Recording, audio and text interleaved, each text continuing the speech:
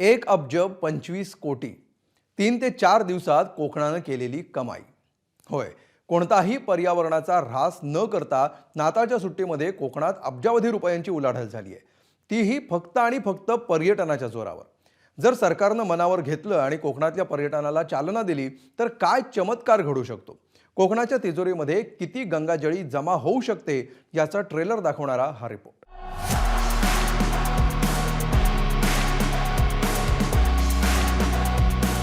कोकण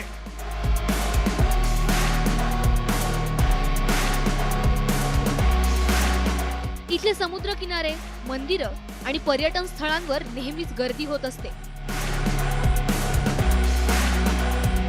सध्या नाताळ आणि नववर्षानिमित्त कोकणात अशीच गर्दी उसळली आहे। रायगड, रत्नागिरी आणि सिंधुदुर्गातले रिसॉर्ट्स, होमस्टे पर्यटकांनी फुल झाले।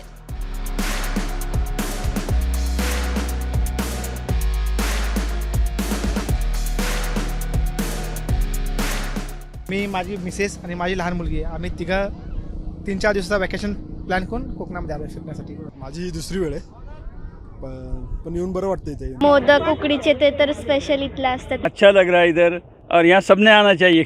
जे हॉटेल्स आहेत, जे खाण्याचे पदार्थ आहेत ते पण खूप चविष्ट आहेत आणि नक्कीच सगळ्या फॅमिलीजनी इथे यावं। सध्या झालेल्या या गर्दीमुळे कोकणाच्या अर्थव्यवस्थेला चालना मिळाली आहे।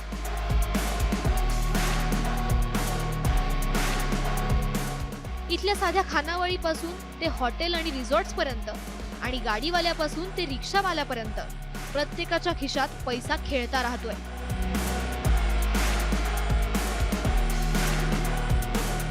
मला सगळे स्थळ आवडले, चांगलं वाटलं। आरावी बीचवरती आम्ही फिरलो, फोटोशूट सगळं मस्त झालं, एन्जॉय खूप झाला। पदार्थ कोणते कोणते आवडतात तुला?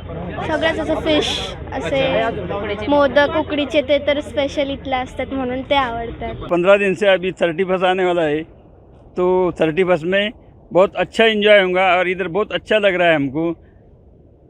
और सब तरफ घूमे हम और यहाँ रिसोर्ट भी पूरे बुक हो जाएंगे और बहुत ही अच्छा ठिकाना है ये। कोकणाचा विचार केला तर 25 ते 31 डिसेंबर दरम्यान इथं सुमारे 4 ते 5 लाख पर्यटक दाखल होतात। हॉटेल्स किंवा होमस्टे मध्ये हे पर्यटक राहतात। हॉटेलचं किमान भाडं 2,000 पासून ते 15,000 पर्यंत असतं, तर होमस्टेचं भाडं 2,000 पासून ते 3 ते 3,500 पर्यंत आहे।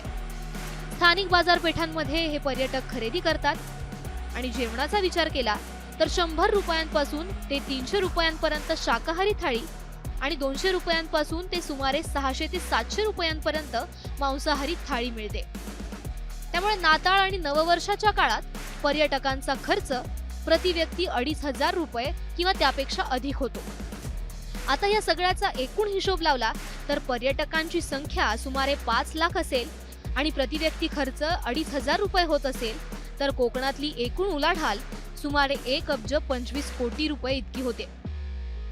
मोठ्या प्रमाणावर पर्यटकांची इथे ये-जा चालू झाली की स्थानिक लोकांना अतिशय उत्तम पद्धतीचा धंदा मिळतो। स्थानिक छोटे छोटे व्यावसायिक आहेत, महिला बचत गट आहेत, त्यांच्या वस्तूही या मोठ्या प्रमाणात खपल्या जातात।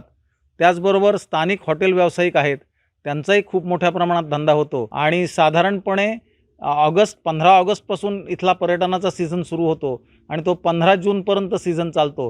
परंतु सर्वात जास्त गर्दी ही 25 डिसेंबर ते 31 डिसेंबर ह्या कालावधीमध्ये कोकणात होते।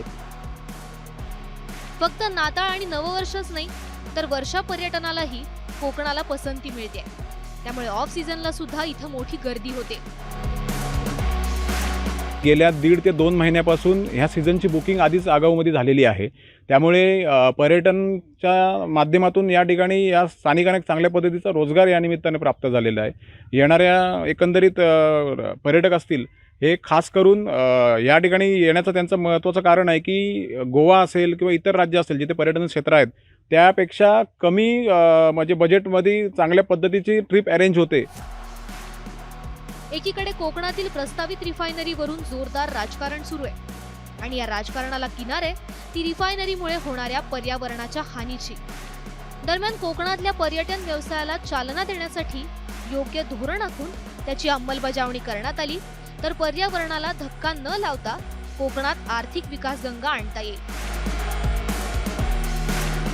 रायगडहून गणेश म्हाप्रळकर, गुहागरहून स्वप्नील घाग, सिंधुदुर्गहून सदाशिव लाडसह अमोल मोरे, एबीपी माझा, रत्नागिरी. एबीपी माझा, उघडा डोळे बघा नीट.